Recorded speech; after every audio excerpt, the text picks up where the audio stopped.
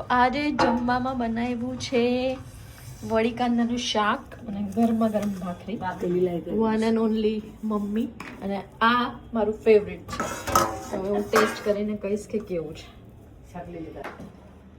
ગમે તેટલું આપણે પીઝા બર્ગર બધું ખાઈએ બટ આ ખાવાના સામે કંઈ જ ના આવે.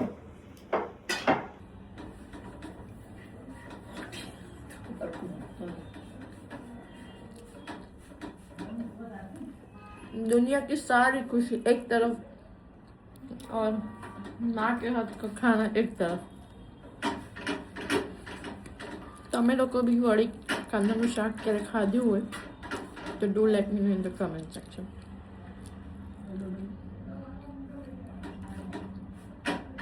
તમે લોકોએ પણ આ ઘીમાં તડબોળ કરીને ભાખરી ખાધી છે કોઈ દિવસ? અને એના ઉપર આજે પોપડી વડે, પોપડી જ કહેવાય ને મમ્મી?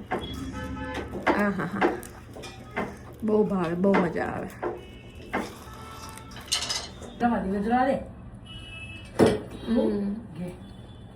ગળું ઘી